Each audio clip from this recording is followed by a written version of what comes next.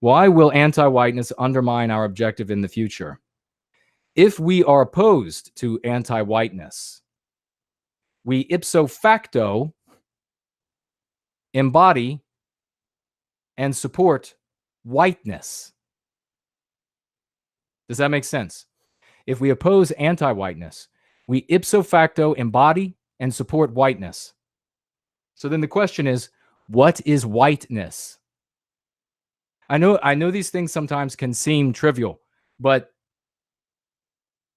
language is magic. This is what you have to appreciate, that language is magic.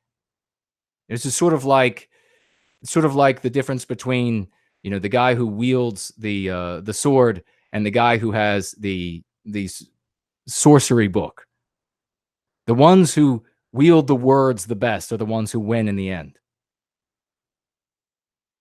Because they're the ones who create the stories. They're the ones who inspire the people that wield the swords. Does that make sense?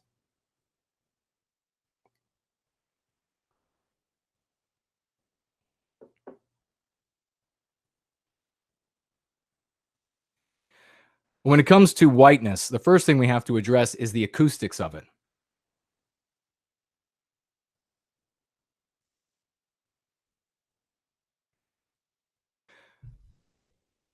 Would you name the embodiment of our spirit and our manifestations? Would you name the embodiment of our spirit whiteness?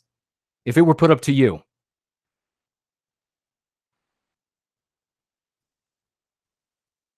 Whiteness is a made-up word that means evil. And we'll be talking about that. Great point. We'll be talking about that in a moment.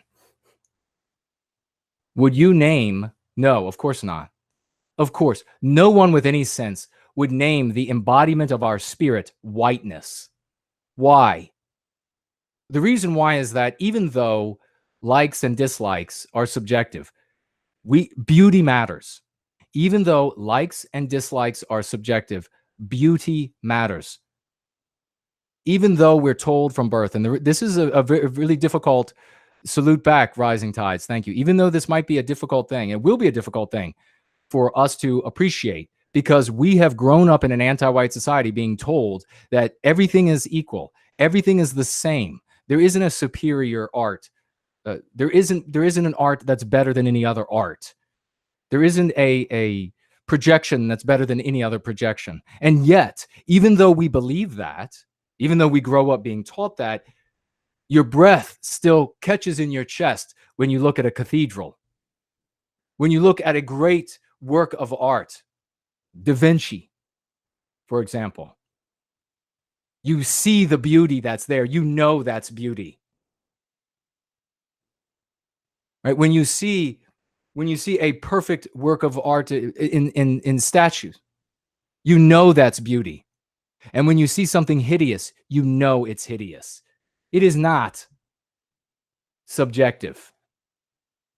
And the reason why, when we as whites look at things like a beautiful cathedral or a statuary or paintings, symphonies and the like, and we feel that something special is there, we know it's beauty. We feel that because that is our biospirit being reflected back at us.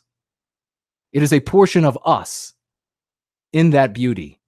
And that artist has realized it in a way that perhaps we never could, but nonetheless, in a way that is a part of us. That is the beauty that resonates. That is the give and take that you need to feel in a civilization to truly reach your personal greatest heights, your personal great potential. You need to feel that beauty. You need to have that give and take from our environment. Shakespeare, precisely. So you would not call the embodiment of our spirit whiteness because it is hideous acoustically, first of all. Bottom line, it's hideous. Beauty matters by itself. Beauty is a value as important as truth. Beauty is a value as important as truth. It is as important as justice. And that is why it was slain by the anti-whites. You want to know the cure for being black-pilled? The cure for depression? Beauty. You want to know the cure for cowardice? Beauty. The cure for weakness? Beauty. That is why it was taken from us. That is why the anti-whites have deprived us of beauty. Beauty or acoustics, appearance is also important in marketing because of its relation to beauty, obviously. But just generally speaking, whiteness is reminiscent of illness. Just think about that acoustically. And if it doesn't strike you as hideous, it's fine. Some of us have Boeotian ears and just can't appreciate beauty. Some people are just not there mentally. That's understandable. You know, I could never create the works of some of our greatest artists. I mean, you think of some of them.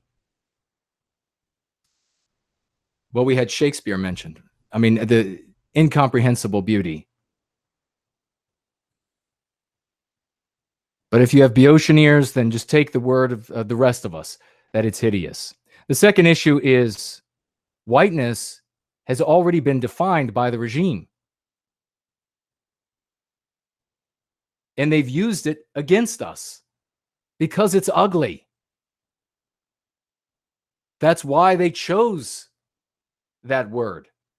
Whiteness means today, as established by the regime, as established by the universities, it means being white and structural oppression and exploitation. It means both of those things. The anti-whites have linked it permanently together. It means white people and structural exploitation and persecution. So if you are opposed to anti-whiteness, then to the average person, you are also opposed to ending structural oppression and exploitation. Do you see how that undermines us in the future? But you might say, well, you'll just correct everybody on that. How effective is redefining a word? How effective has it been to redefine racism? Redefine racist? Zero. You have not and you will not be able to redefine words that the regime uses. They have the power of the megahorn and you do not. So if you use their word, it will carry their definition. And if you are opposed to anti-whiteness, then that will mean that you are opposed to structural inequities and oppression and persecution. And then you will be in this scenario of having to try to redefine the word and walk your way out of it. That is a weak scenario, and that will undermine us in the future. So this is why I oppose the use of anti-whiteness. And what do I use instead? I use anti-whiteism. And why do we use anti-whiteism? First of all, ism to the entire population means two things immediately. They don't need to be educated. It means a concept, a group of ideas, a group of thought, and it means the action that comes therefrom. So when you say ism at the end of the word, the entire population knows what you mean. It doesn't have to be in their dictionary where whiteness is. They already know what it means. And then reflect on the stream from last week when I talked about the power of saying anti-white. You couple those two things, and you have the formula for success moving forward.